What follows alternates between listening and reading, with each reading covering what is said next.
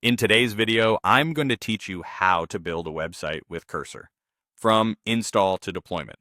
We'll start by getting Cursor on your machine, then set up a project, use the built-in AI to generate your site, refine the design and content, test and debug, and finally host it online.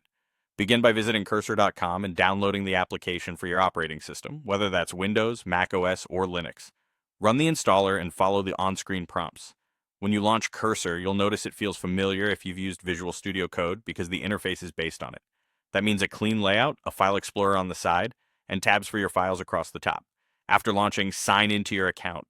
Create your project by opening a folder on your computer where you want your website files to live. This folder becomes your workspace, so choose a location you can find later. Cursor will index the folder and display your files as they're created. Now, open the AI chat panel by pressing Ctrl-L on Windows or Command-L on Mac, or use inline edit with Ctrl-K or Command-K to work directly in your code. Write a clear, specific prompt that spells out exactly what you want. For example, create a clean, modern, responsive landing page for a new coffee shop. It should include a navigation bar, a hero section with a background image, a menu section with 3 items, and a contact form. Use HTML and Tailwind CSS for styling. The AI will generate an initial structure for you, typically including files like index.html, styles.css, and script.es.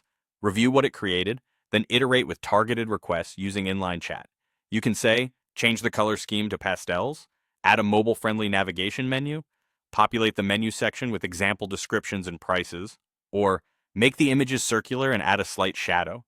If you prefer a visual approach, open design mode to adjust elements through the sidebar.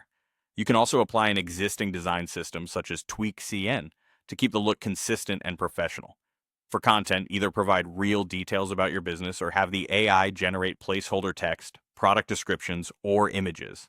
As you build, preview your site using the built-in browser tools or a live preview. If something breaks, copy the error message or describe the bug to the AI chat and ask for a fix. The AI can assist with logical errors, performance issues, and security concerns. Consider enabling auto-run in settings so the AI can run tests and validate changes early. When you're satisfied, deploy your site. You can manually upload the generated files to your hosting provider or use an integrated service like Netlify or Vercel if you've set that up.